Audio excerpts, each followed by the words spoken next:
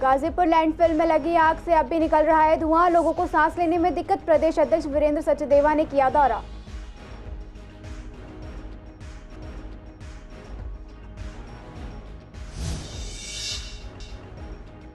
दिल्ली नगर निगम की बड़ी लापरवाही। पुलिया की मरम्मत के बाद नहीं उठाया मलबा। टूटी सड़क से लोगों को हो रही है परेशानी।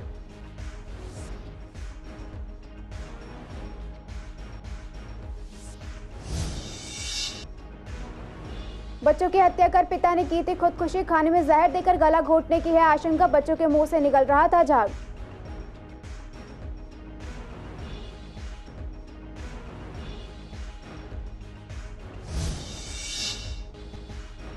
अस्पताल में पेट से जुड़ी समस्या लेकर आ रहे हैं मरीज। डॉक्टर ने घर का खाना और साफ पानी पीने की दी है सलाह। गर्मी से बचने के लिए शरीर को ढककर घर से निकलें।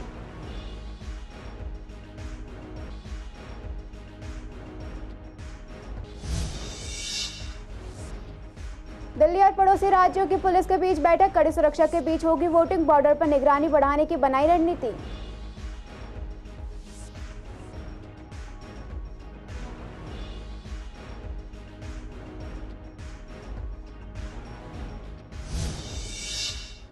नमस्कार, आपके साथ मैं दुर्गा शर्मा। आप सभी का स्वागत है हमारे खास कार्यक्रम पूर्वी दिल्ली खास में। कुछ खास खबरों के साथ करेंगे बुलेटिन की शुरुआत।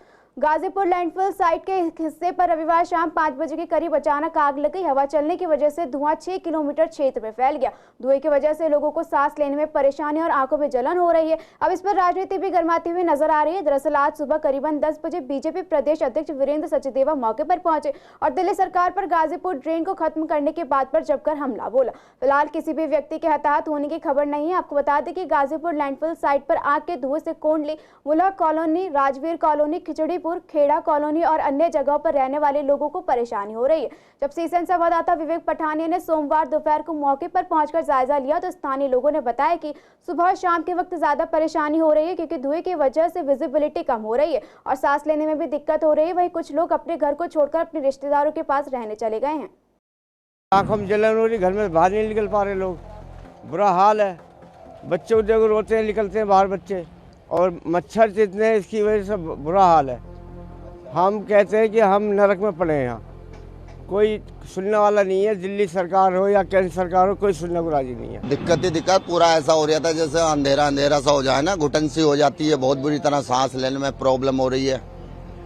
और छोटे छोटे बच्चे स्कूल वगैरह जाते हैं, उन्हें और ज़्यादा प्रॉब्लम है। जो बड़े बुजुर्ग हैं उनको और ज़्यादा प्रॉब्लम है, बहुत परेशानी है। कैसे आप लोग मतलब रह रहे हैं यहाँ पे जितनी आग लगी? रह क्या रहे सर, हम तो सर्विस करने वाले बाहर निकल जाते हैं। जो हमारे बच्चे वगैरह हैं उन्हें ज़्यादा प्रॉब्लम होती है क्योंकि वो तो घर पे रहते ही हैं। ये जो आग लगी है, सरकार का एक जगह कहना है कि पॉल्यूशन हम कम कर रहे हैं और दूसरी जगह यहाँ पे आग लगी हुई है, इससे कितना कार्बन एमिशन पैदा हो रहा है। यहाँ क्यों लगी ये आग, पहली बात तो गौर देने की बात ये है। और दूसरी बात, अगर लगी तो कंट्रोल क्यों नहीं की जा रही है? लगी हुई है, कुछ नहीं हो रहा है यहाँ पे, और इससे इतना कार्बन एमिशन पैदा हो रहा है। सरकार की जितनी भी नीतियां हैं कि हम पॉल्यूशन कम करेंगे, बसेस चला रही है, इलेक्ट्रिक गाड़ियों पे सब्सिडी दे रही है, दूसरी जगह यहाँ आगे लग रही है, कंट्रोल हो रही है। सरकारी प्रॉपर्टी है, कोई पर्सनल प्रॉपर्टी तो है नहीं।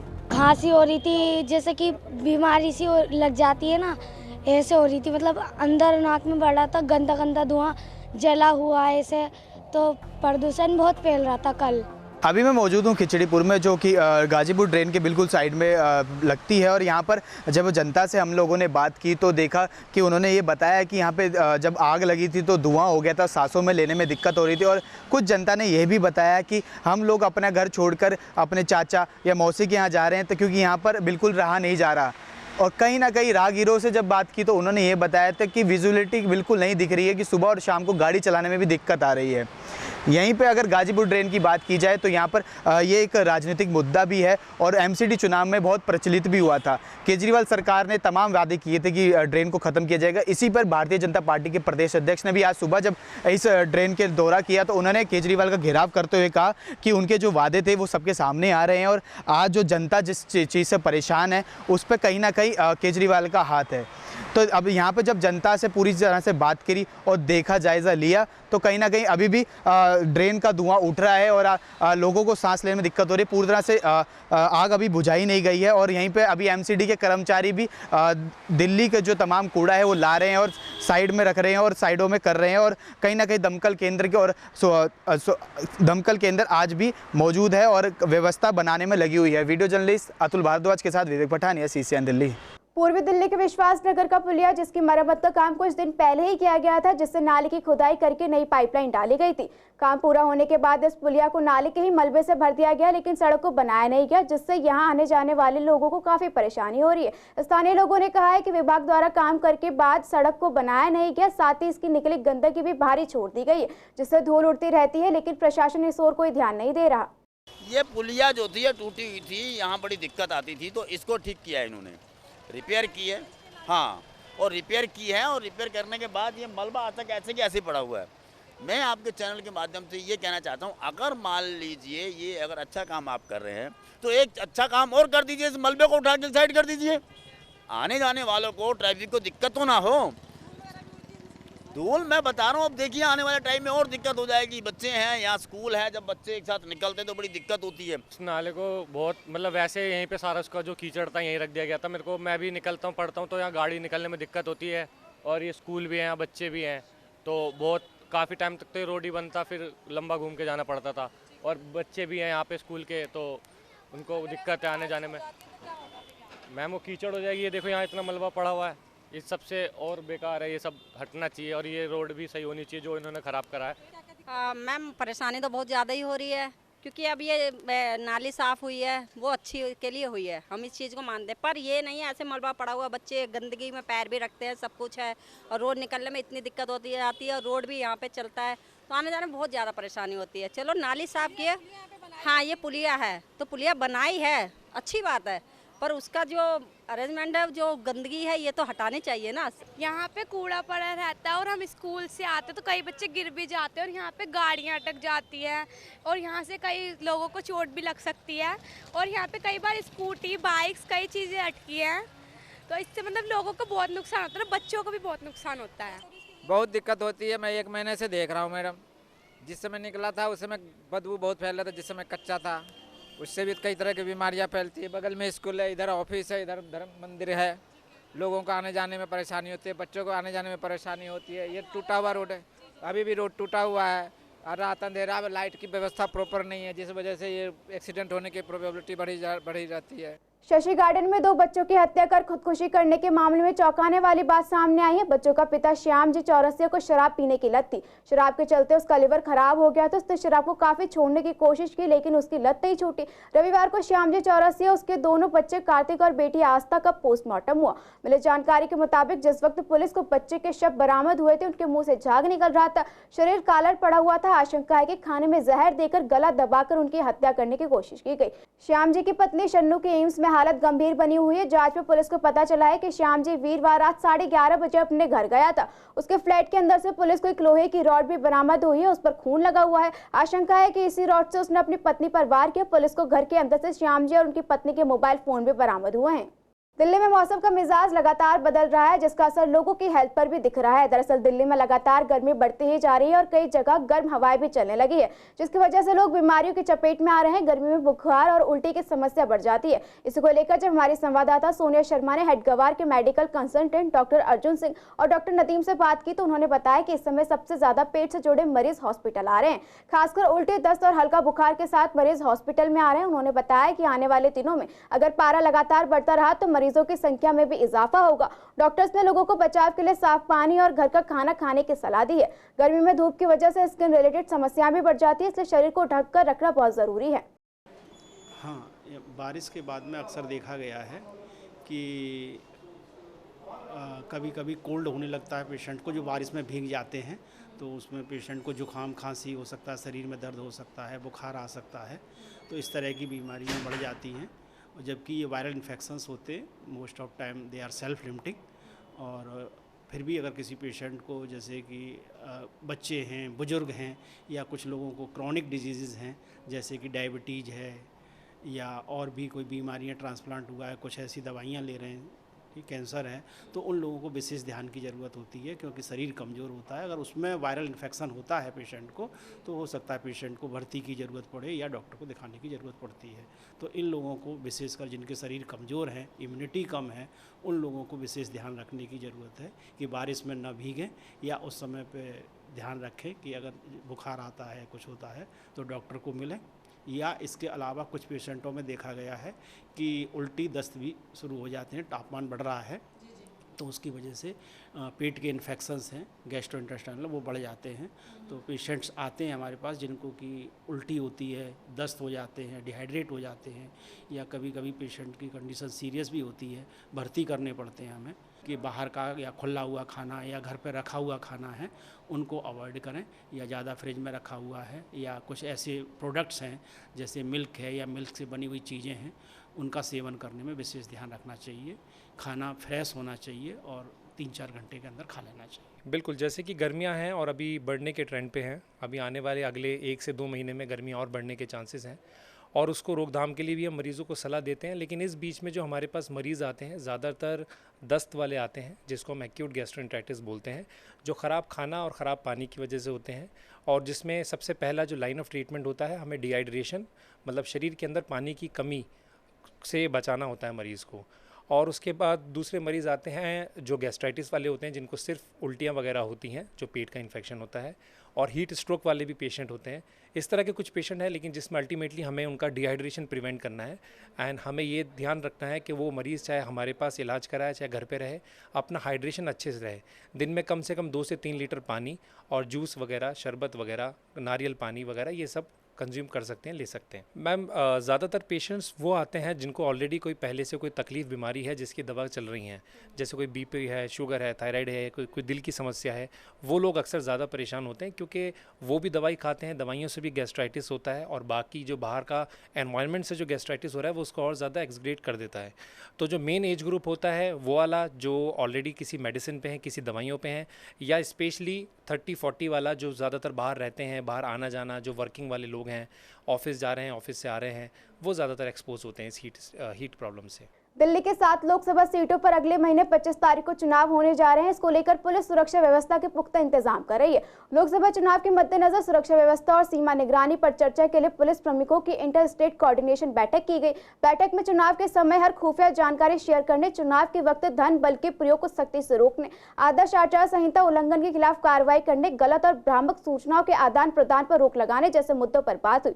दिल्ली के सभी संवेदनशील और असंवेदनशील इलाकों पर खास नजर बनाए रखने पर भी जोर दिया गया। इसके अलावा Delhi police RWA market welfare association के साथ भी लगातार मीटिंग कर उनके सभी मैसेजों पर पैनी नजर रखेगी जो किसी भी तरह के सांप्रदायिक को भड़काने के कारण नहीं बनेगी। कोऑर्डिनेशन मीटिंग में इंटरनेट बॉर्डर पर मॉनिटरिंग को बढ़ाने से लेकर ज्वाइंट पेट्रोलिंग और ज्यादा चेक पॉइंट स्थापित करने पर जोर दिया गया है, जिससे अवैध शराब तस्करी और अपराधियों की हर गतिविधियों पर पैनी नजर बनाई जा सके।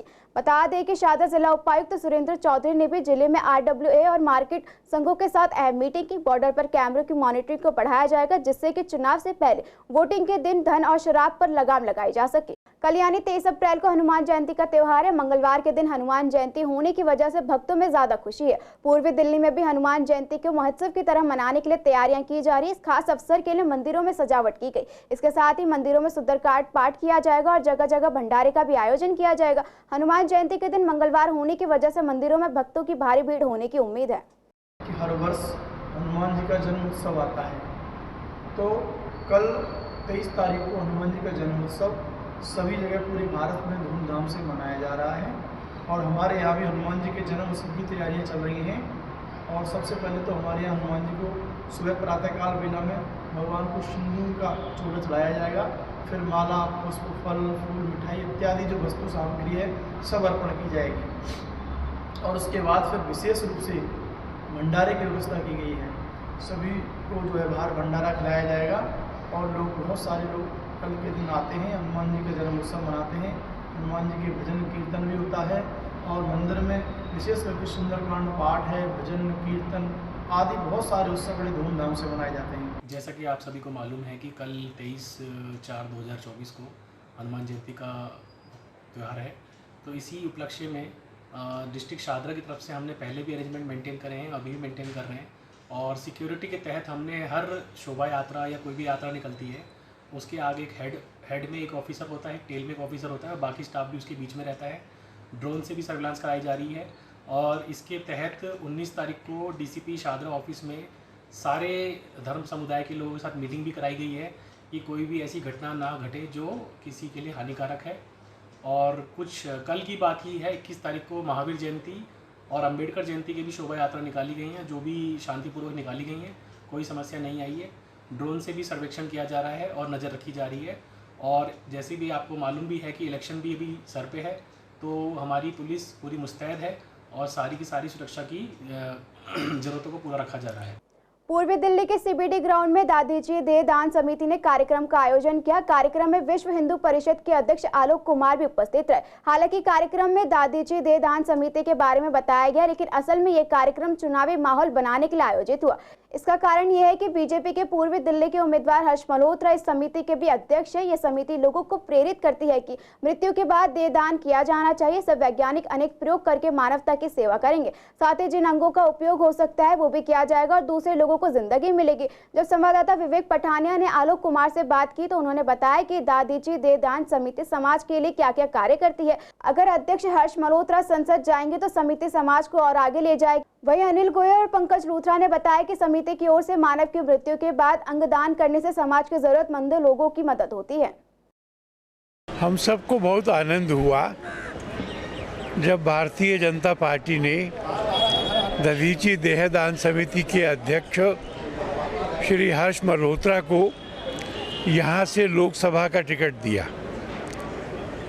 हम जो काम कर रहे हैं देहदान का और अंगदान का, इसमें सरकारों का भी बहुत बड़ा हिस्सा होता है और इसलिए हमको लगता है कि स्वस्थ सबल भारत के हमारे काम के लिए हर्ष मल्होत्रा जी के सांसद हो जाने से बहुत मदद मिलेगी। उनको शुभकामनाएं देने के लिए इसका स्वरूप बहुत अच्छा है। देहदान जो है, किसी व्यक्ति को अगर किसी का अंग या किसी का शरीर का कोई हिस्सा अगर काम आ जाए तो ये अपने आप में एक बहुत बड़ी बात है। और माननीय हर्ष मल्होत्रा जी उस संस्था से जुड़े हुए हैं और जब कोई व्यक्ति ऐसी महान संस्था से जुड़ा होता है और उनमें से ही कोई व्यक्ति निकलकर अगर सांसद बनने जा रहा होता है तो हर सदस्य को कहीं ना कहीं बहुत खुशी होती है। दादीजी देहदान समिति के अध्यक्ष हैं हमारे माननीय हर्ष मल्होत्रा जी और उन्हीं के कार्यकर्ताओं ने, उन्हीं के साथ हम जो लोग काम करते हैं दादीजी देहदान समिति और उनके जो पैट्रन हैं आलोक कुमार जी, उन्होंने आज एक ये कार्यक्रम रखा, एक उनको ये विश्वास दिलाने के लिए कि सारे के सारे दादीजी देहदान समिति के लोग और उनके माध्यम से जो हज़ारों लोग देश में हैं वो उनको सपोर्ट करते हैं, एक शुभकामनाएं देने के लिए प्रोग्राम। हमारे दादीजी परिवार के लोग उन्होंने मेरे को यहाँ पे अपने आप से मिलने के लिए बुलाया हुआ था। ये हमारा बड़ा परिवार है। हम दादीजी देहदान समिति के नाम से 26 वर्षों से दिल्ली एनसीआर में देहदान और अंगदान को लेकर के काम करते हैं। सभी साथी हैं, परिवार के लोग हैं, उनसे आज मिलने का रखा हुआ था। ये वो कार्य कर रहे हैं जो पूरे हिंदुस्तान में कोई नहीं कर रहा है, पूरे हिंदुस्तान में पूरे विश्व में कोई नहीं कर रहा है। जो व्यक्ति मरने के बाद अपना शरीर दान दे देते हैं ताकि उनसे हमारी आने वाली पीढ़ी है, जो हमारे मेडिकल कॉलेज हैं, कुछ हैं, उनको एक नई ज्ञान मिल सके।